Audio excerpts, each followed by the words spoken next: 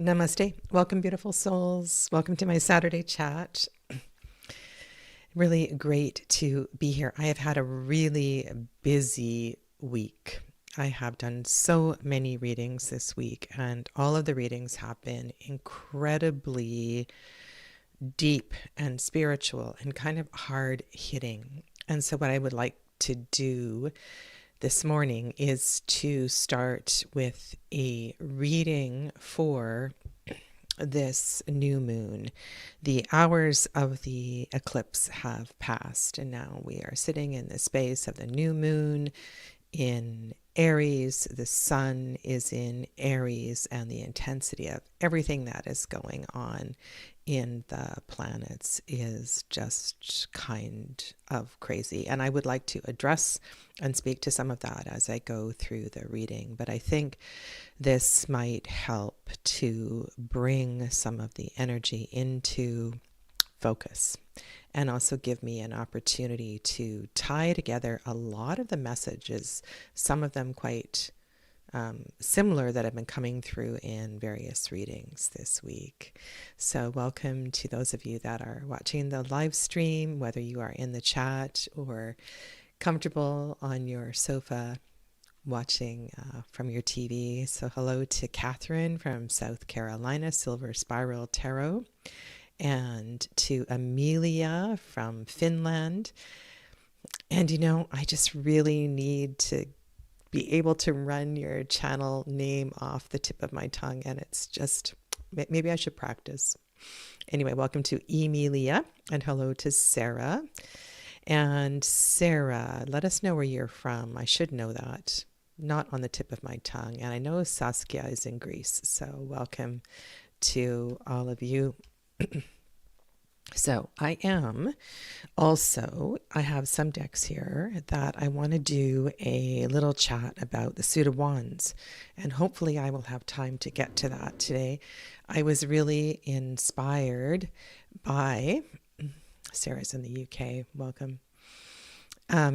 Really inspired by the side-by-side last Saturday where I did the Greenwood and the Wildwood, and I brought in a few cards from the Mythologia Phoenica, and now I have those decks plus the Margaret Peterson and some questions for you. So I'm really hoping that I can get to that, but let's see where this reading goes, and I invite your observations, and I want to dive deep into this. I've got charms on the table. I'm going to do a full first operation using the Emperor as the significator, and just see where all of this goes and flows. And for those of you that aren't comfortable or you're not aware of this card pulling procedure, I'll do my best to explain that as I go.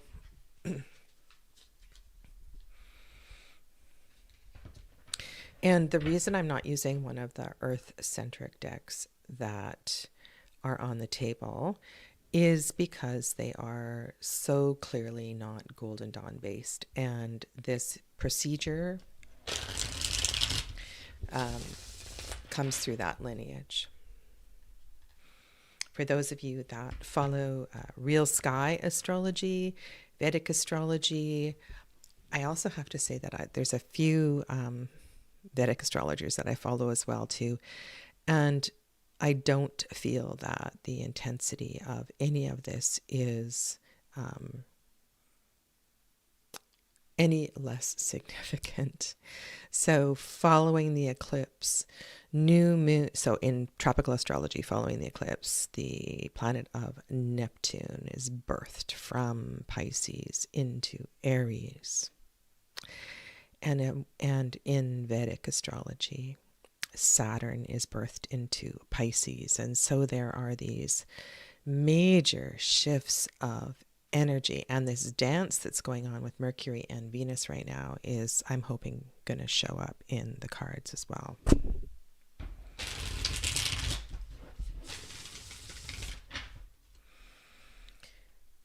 All right, big exhale breath for me here.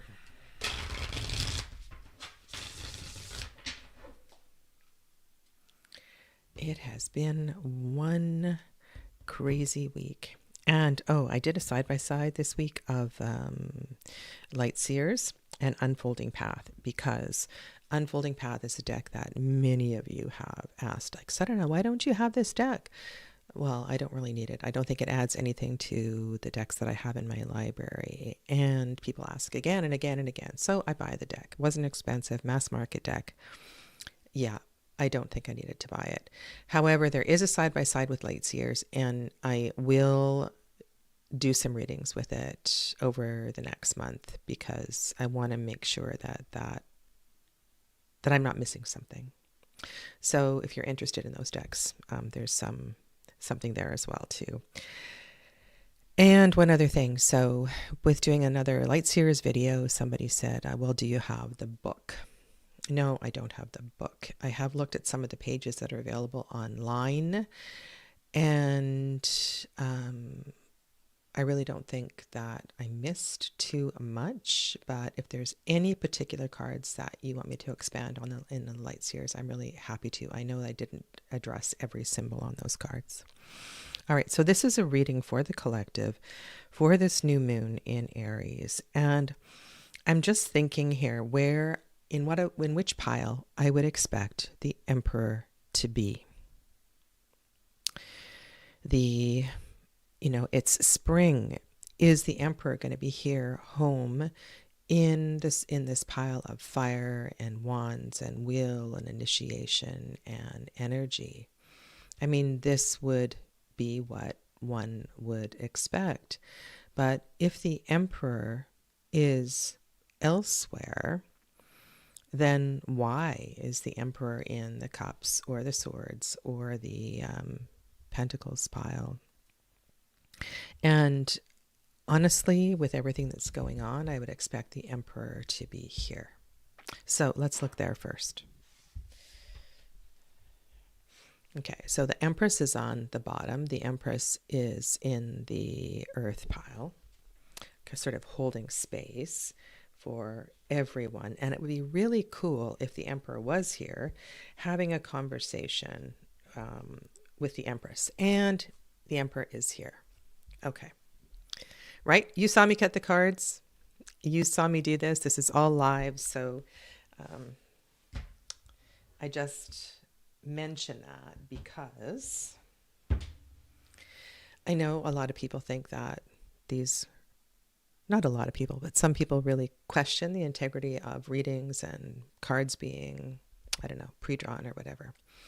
So the Emperor is in the fourth pile. So that pile represents the material world, this place of manifestation, all of our worldly issues and troubles.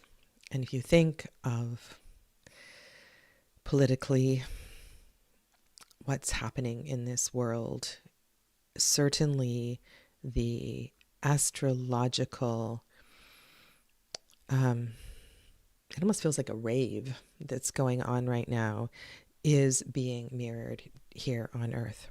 Now, this is really beautiful that the Empress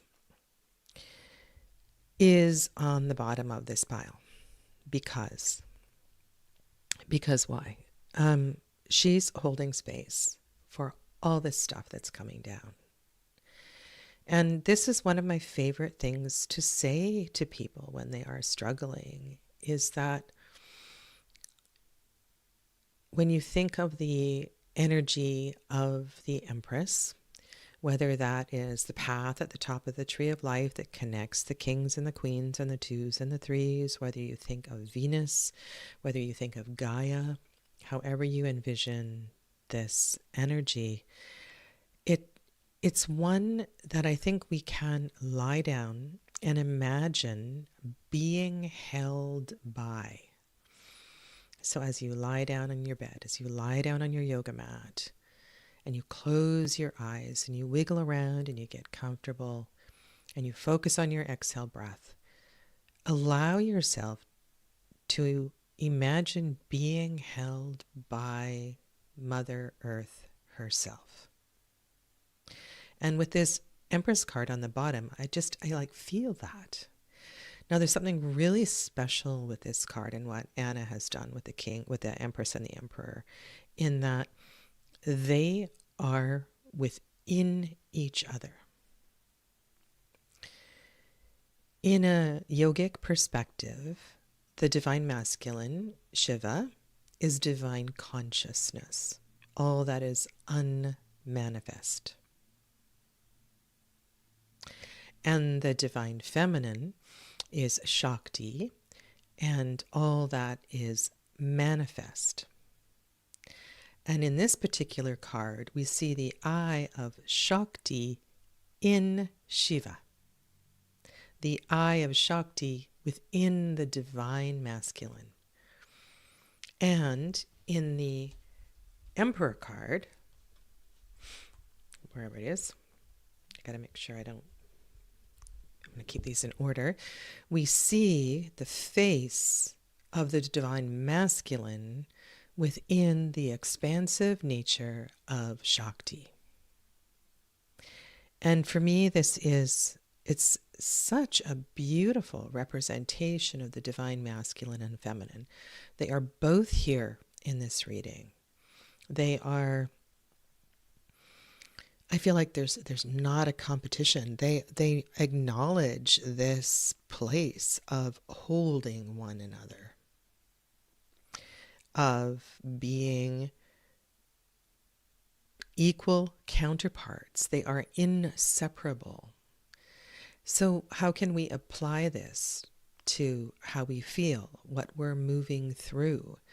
And I want to say that choosing and recognizing and acknowledging your complete self at this time and always is the very best way to hold it together.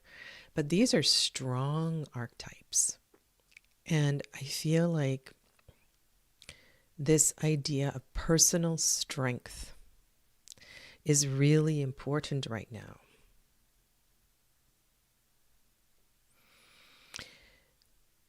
Digging deep and saying, I can do this, I can manage this, I can lead this.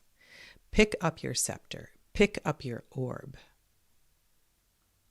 Find your throne upon which to sit and to contemplate and move with determination. I feel that this is really, really empowering. Okay? And the fact that this is in the earth pile, in this place of manifestation pile, is helping us here upon this earth. And Amelia's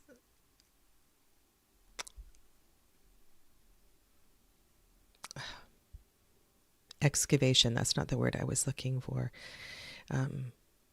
It feels like a revelation to me, this super powerful connection that you have made at this highly significant time. Yeah. So wow. So beautiful. All right. So in this procedure, what happens is that our topic card comes to the top of the pile, and then I'm going to lay all of the cards down in a circle. And this is a forward-facing card,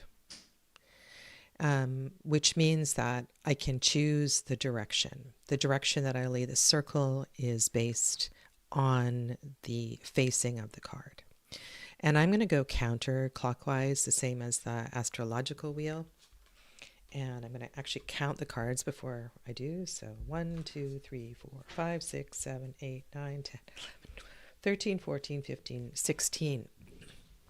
16 cards. 16 is the number of the Tower. The Tower is the planet of Mars, and Mars is the ruler of Aries. Mars is the spiritual warrior. It is connected to the Sephira of Geburah. It is all of the fives. So this is about challenging the status quo and recognizing that the status quo no longer serves. The next card is the Five of Wands. Okay, so a card of confrontation, but being willing and strong enough to stir the pot and use the element of fire for your own growth and evolution. I'll say the name of the cards as I put them down. Okay, so this is Hierophant, Four of Wands, Ace of Swords, Knight of Cups, King of Cups, Seven of Pentacles, Empress, Page of Swords, Magician, King of Wands, Queen of Pentacles,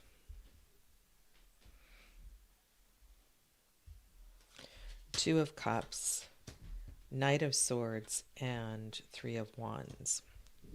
Okay, so I use this deck quite a bit this week for a few readings, and many of the same cards are showing up, so that's kind of funky. All right, so I'm going to take my pile of charms and do some magic counting. Gosh, and I hope I get this. Sorry, I need to open my cheat sheet. Sometimes when I talk and do and I'm live on YouTube, I make mistakes. So just give me 1 second. All right.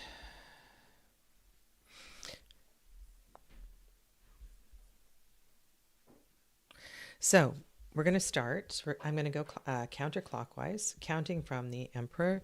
And the Emperor is a zodiac card. It's an Aries card. So the zodiac cards, there are 12 of them. We count 12. And with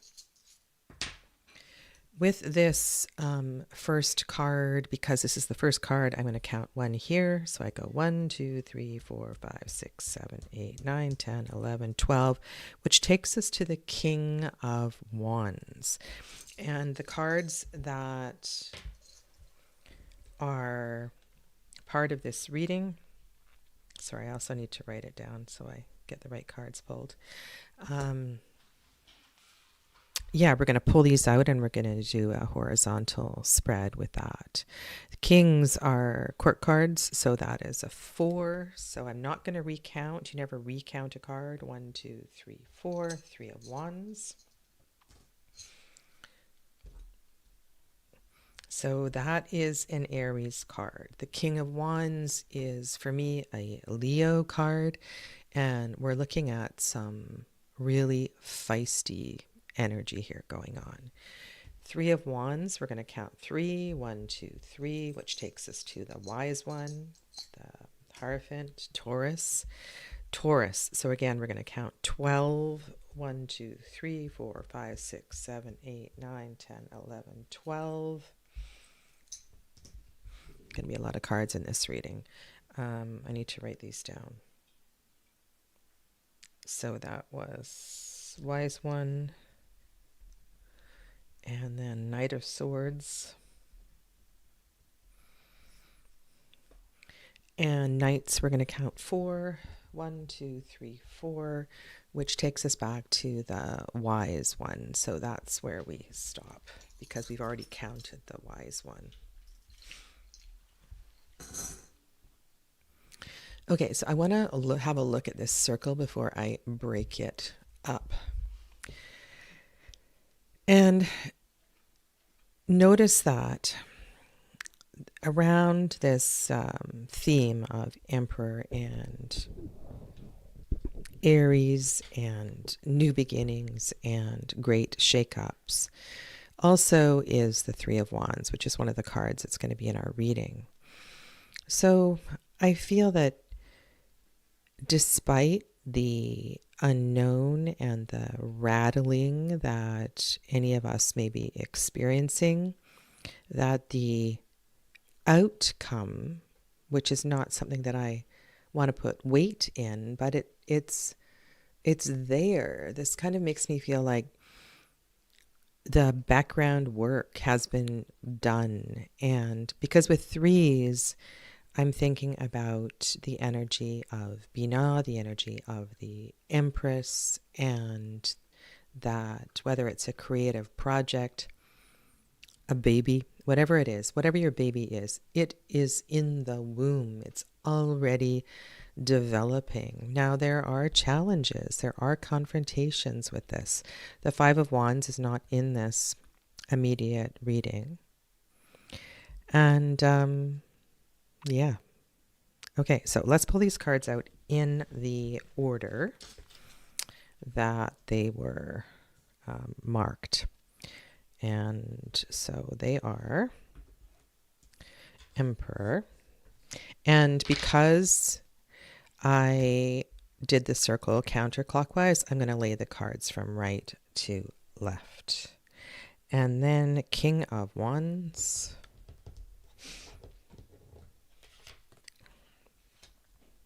Three of Wands.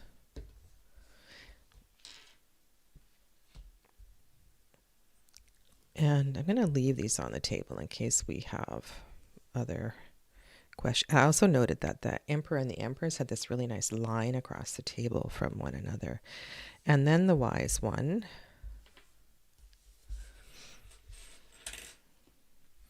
So we have a 5-card reading. The Three of Wands is in the center, and then the Knight of Swords, which this is a funny card in this deck. And I spoke to this a couple of weeks ago when I did the side-by-side with Tarot of the Abyss and Tarot of Echoes and the Waite-Smith Tarot. Because the Knight of Wands in this deck looks a lot like Archangel Michael. And I think it's funny that these two active knights, Wands and Swords, look a lot like the angel and the devil. And why would the Knight of Swords look like the devil? You can also see those.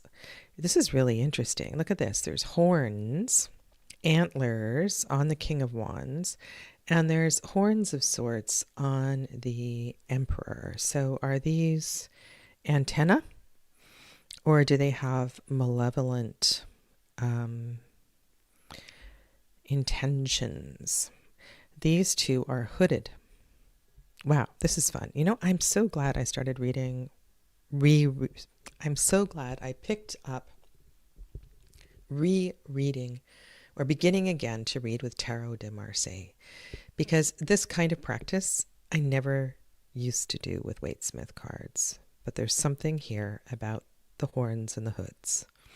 I don't know if I'll be able to pull it together for you today, but it's there. So central in this reading is the Three of Wands. This is the central decan of Aries. And one of the things I said was I didn't feel like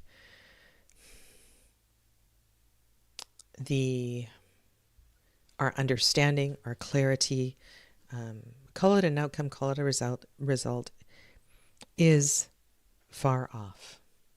I feel like it is within reach, and is not something we're going to have to wait a long time to understand. I'm just scanning around here to see what other majors are in this reading. Like Empress is here and Magician. So we have Magician, Empress, Emperor. So all of these early archetypes are here. Wow, that's kind of cool. Okay, so Three of Wands, central to this reading. We have a conversation here with the King of Wands and the Wise One. And both the Wise One and the King of Wands hold fire. The King of Wands is embracing a fire dragon looking straight at us. And the Wise One has this bright fire, almost looks like there's a dragon in the flame of the fire. The fire is illuminating the word. The fire is illuminating the teachings. The fire is illuminating the word. Wow. Okay, so I'm laughing because part of the reason I want to look at this wands suit with these decks over here is that I'm realizing our flexibility with interpretation of wands and swords needs to expand, or mine does anyway. And this is something that began in quite a bit of a struggle when I began my cartomantic reading and studying playing cards, that the lines and the meanings and the interpretations of the suits of fire, the suits of fire and air are very blurred. Very, very blurred. Okay. So why am I saying this? Because of knowledge and the fact that the light is revealing the knowledge. There's a conversation between the fire and the air. This, of course, is the Wise One. This is Taurus. This is ruled by Venus. The Wise One is within a cave, and the energy, the messages are being revealed within a cave. They're being revealed from within. And I'm just thinking like, wow, okay, so dragons usually spend a lot of time within a cave for their protection. So there's something going on here with dragon, fire, cave. Look at how, this could just be smoke, but I almost feel like the king has wandered into a cave to pick up his dragon, to pick up his protector, to pick up his sigil, his protector. And this is outdoors and expansive. These two feel like they're deep in the cave. These two feel like they're outside. So we have both interior scapes and exterior scapes. Now, what's going on with this Knight of Swords? This Knight of Swords has a relationship with this card because 5 cards were selected, and this is one of the things you can do is look at, right, the cards across from each other. What do we know about the Knight of Swords? Well, and I'm going to just address Golden Dawn sort of references. So this is air of air. We have, pictorially anyway, a lot of fire that's going on here. Not just pictorially, because also the Emperor is the card that represents Aries, the cardinal fire sign. And I'm just feeling like this air of air card is really fanning the fire. The fire of transformation, the fire of, I don't know, like burning stuff that no longer serves. And in that way, I'm thinking just getting rid of things that you don't need, taking spring cleaning to the 10th degree. Is this a message that we need to create some ashes in order to rise again? Is this the phoenix rather than the dragon energy?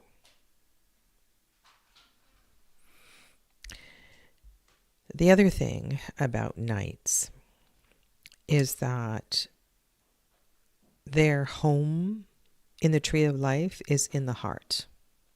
Their home is in the center of the tree of life. Their home is in the center of the tree of life.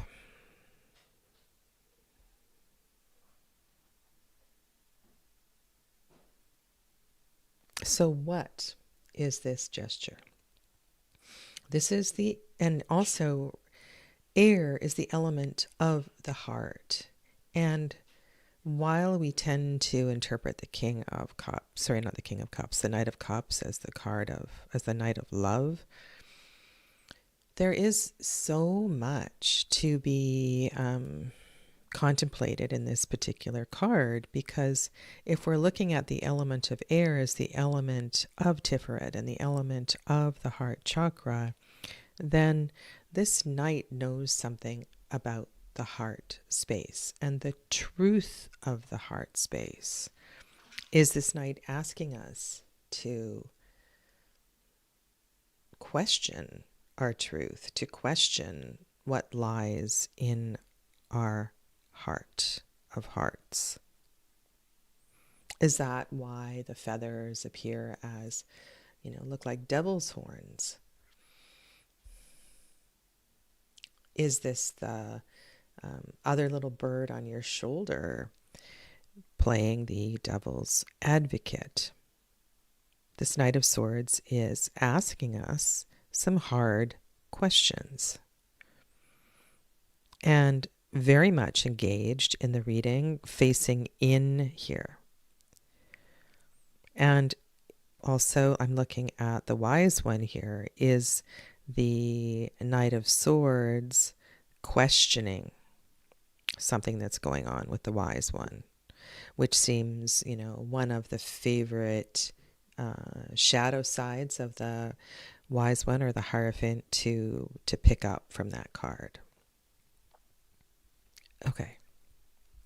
All right. So saying all of that, what can we pick up from these 5 cards in terms of this next fortnight, this next, the first part of Aries? Is there some advice? Is there some advice? It's a very masculine energy. Very masculine energy. Is there any feminine energy here? Well, there is heart space energy. There is Venus energy. But overall, it's very, it's in wanting us to be active and decisive and to move forward and not to pause and to do. Okay, so doing is very much in alignment with waxing moon energy. However, I feel like there's a bit of a message here that says, get really clear on this. Get really clear. Now, one of the cards in this group of cards was the Ace of Swords. And Ace of Swords is next. So the Knight of Cups is also in this little story of ours here. So I think that this Ace of Swords is probably very significant. This is a wonderful time of year. If you haven't chosen a word for the year, you could revise your word. I'm also all about creating, I'll use the word affirmation, but the word in Sanskrit is sankalpa, S-A-N-K-A-L-P-A, sankalpa. Finding a clear and spiritually directed intention that we can speak every morning, that we can speak every night as we go to bed, that we can use as a prayer whenever we need it. And I think this word, this intention, these words, this mantra, this forward, this the meaning behind all of this that's going to support us is like a declaration of our capability. And our ability to be responsible for our own transformations. That we have everything we need to go forward with this. The Magician is here, I said as well, and the Empress is here. We have all of these initial personal archetypes in our arsenal.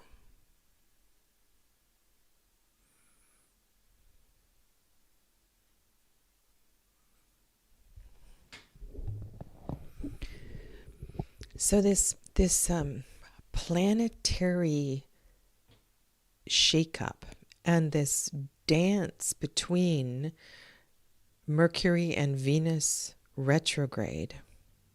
And Mercury and Venus has this lovely harmonizing relationship in the tree of life down in the 7th and the 8th Sephira, and harmonized by the 9s in Yesod. And with these two planets dancing retrograde together back into the waters of Pisces, perhaps the slight pause here is about reflecting on what's happened since the last eclipse. To go back through your journal, go back through your calendar, go back through your notes. Did you miss anything? Did you miss a message? Because I feel like there's something that needs to be carried forward. There was a message that was already given, and that's part of this, I think this 3 of Wands here, that you've already heard it before.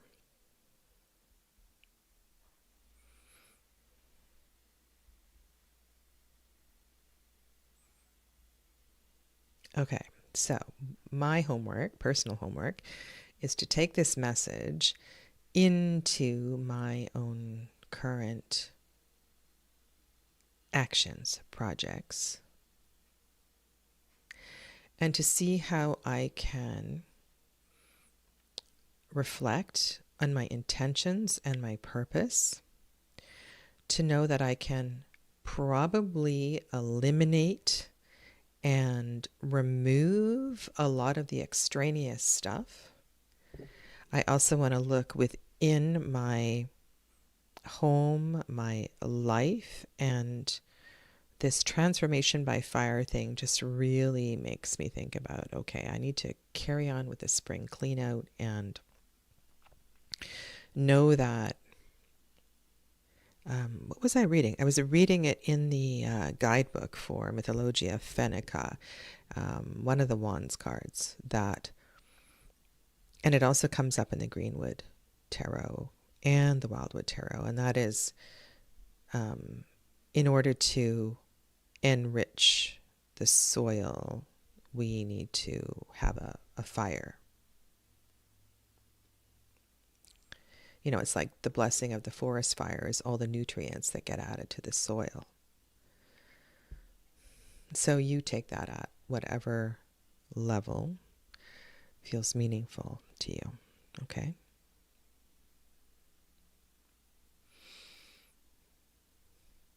There you have it. All right.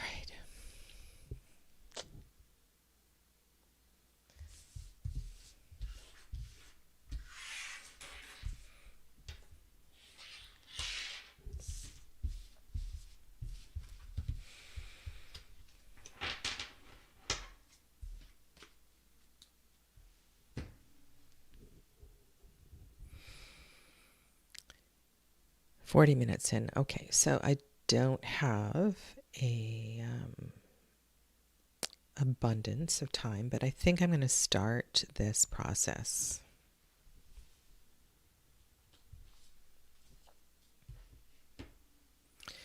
I pulled out the Greenwood Tarot because it just, the colors, I just needed to work with it. I know it's rather expensive to get your hands on these days, so I apologize for sharing an out of print deck, but maybe that's why all these other ones need to come forward in conversation with Greenwood Tarot. And I'm going to show you a few different decks, just a suit of wands, and we probably won't get through all of the cards today.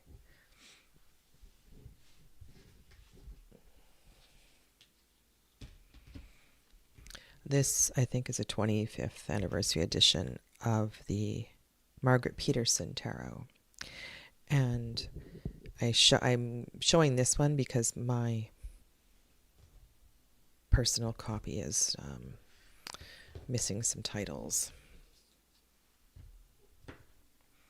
This is the Mythologia Fenica Tarot, Finnish mythology.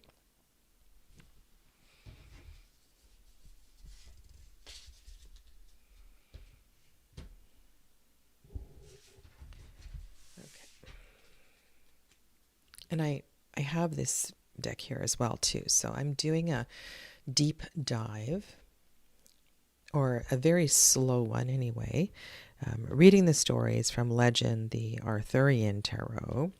It's a deck that I've wanted to take my time with and study for a long time, and just haven't made time to do it. And so I'm kind of going card by card for now, but once we get to minors, it'll go a little bit faster as I build connections. And one of the things that happened in my preparation for this series was, and I mentioned this earlier, this discombobulating descriptions of cards with swords and wands. And this is about the confusion of action and thought and drive and intelligence and clarity and insight. And in Anna Marie Ferguson's guidebook, this is so mixed up. So in one section of the book, she describes the energy of each of the suits, and it sounds like the suit of wands is the suit of swords, and it sounds like the suit of swords is the suit of wands, based on the general description. And this is something that happened when I was studying the playing cards. Last year, I really, really tried hard to wrap my head around that, which is completely different than Lenormand. Lenormand is fine. Love reading Lenormand. That didn't align at all with the playing card study. So then I started looking at started reading the guidebook for Mythologia Fenica, and lovely, lovely book. And thank you for getting me the nicer copy. This was a gift from Amelia, who's in the chat here. She sent me this deck along with a whole bunch of other amazing things, which I did share some of in an interview with her not so long ago. So thank you, Amelia. And it is an attempt done quite well in most of the cards to use myth in conjunction with tarot to provide a deeper understanding and a connection to the heart of Finnish mythology. And in this study that I'm doing with this deck, and I'm pulling in other Arthurian decks as well too, this is the kind of question that I'm asking, is that can we expand our knowledge of the tarot if we understand the mythology and use the stories and the legends and the myths to expand our connection to the archetypes of the tarot? And it's really interesting. And so I'm so happy to kind of have this conversation going on early week, And then I want to carry on with this conversation on Saturdays. So just know that I'll be going into this a little bit every Saturday for the next while. And so these decks are very shamanic. They are earth-centric. There is, particularly in Mythologia Fennica, a lot of anthropomorphization of everything. And in that way, this deck reminds me of the Japanese pagan Shintoism, that every rock, every tree, every trickle of water is anthropomorphized.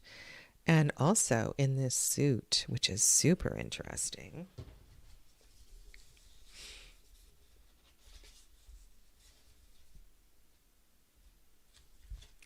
in the 6, we have the firefox, which is, oddly, a really important mythological figure in Shinto, in Japanese mythology. And anytime I make connections like this, I'm like, whoa, whoa, whoa, love this, love this. And 6 of Wands, with the firefox as the 6 of Wands, and everything that you know about the 6 of Wands through different decks and different studying that you've done, whether you see this. So this would be a Leo card if you're reading through Golden Dawn correspondences. Second decan of Leo. Often this is about success. And success, if you think about the story from 5 of Wands to 6 of Wands, you know, you have some climbing over to do. But the firefox is a shape shifter. And the fox in general as an archetype is really interesting to look at, that line between action and cleverness, and that crossover between how we act and what we believe.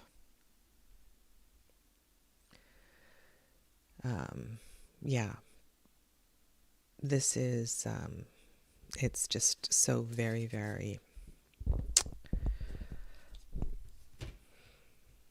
it's confusing and.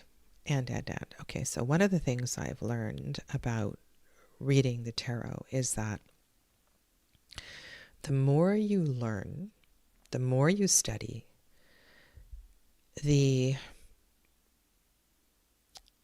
if you envision tarot as a mandala or a web, you just keep building more lines and more connections. It's like if you use the metaphor of the brain, you're just creating more synapses, right? There's more things that are firing, and you're making more and more connections. And with the more connections you make, yes, it can be overwhelming and confusing, but I think the greater the possibility for greater clarity and understanding and your own spiritual awakening and deeper insight. And so this question of water and fire and the dance of water and fire, you know, we won't see the fire without the fuel. We need the fuel from the logs and the wood, but the air stokes the fire. And a certain degree of air is necessary to keep the flame at a desirable level for cooking or burning all your stuff. And this relationship between fire and air is so interesting. And if you go back, and I'm sure at some point you studied something about what's the word? It's not affinities, it's the other word. The relationship among the suits, like fire and air are friendly. Fire and air are friendly. They support one another. And I'm thinking about in that last deck, I was talking about how Anatorian has the Knight of Wands as an angel and the Knight of Swords looking a little devilish. They egg each other on, that they antagonize each other in a good way. They get each other going until they don't.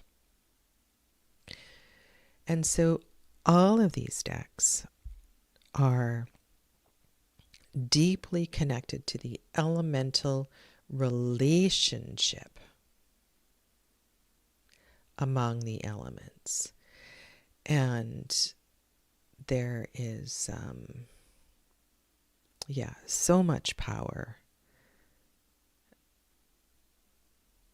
So much power here. Okay, so part of this discussion, and I think this is where I'll finish today, and we'll maybe next week I won't do a reading, and we'll dive into this. So here's this other contemplation. If you work with Golden Dawn, which isn't the be all and end all of tarot, but certainly has a lot of brilliant teachings, and is definitely based on spirituality from a lot of cultures and regions, is founded on the tetragrammaton energy of Wands, Cups, Swords, and Pentacles, which is a mirror for the name of God, which is a connection of all of the elements. Now, this is not true in a deck such as the Wildwood Tarot, the Wild Unknown Tarot, and many, I'm going to say all of these decks. There's a really interesting question of, what comes first, the air or the fire, the swords or the wands? And in the beginning was the word. And there are, through many ancient teachings, this conversation of fire and air. And I think it's not necessarily about becoming definitive of which is first, but rather how interesting it is that they interact in this way.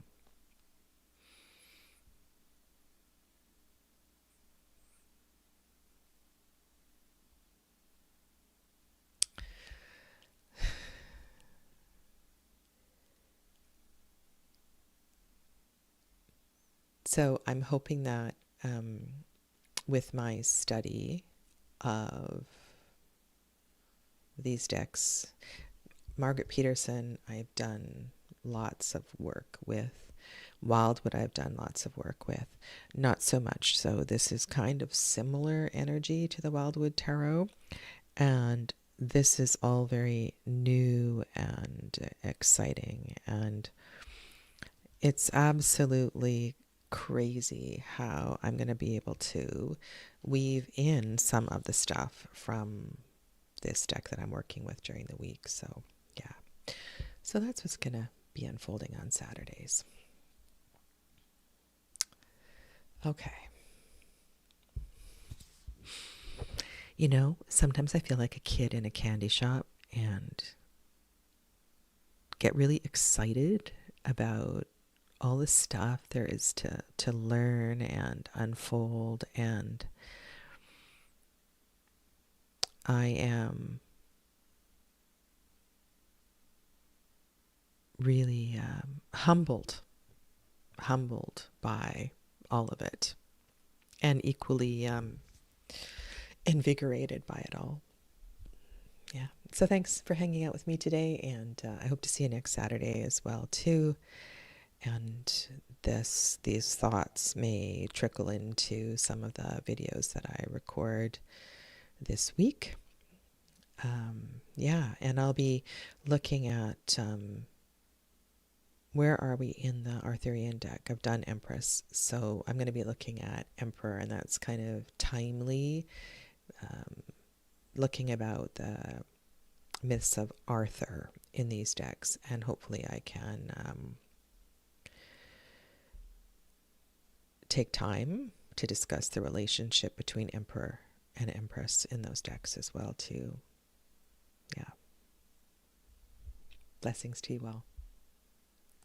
Have a lovely rest of your day. Namaste.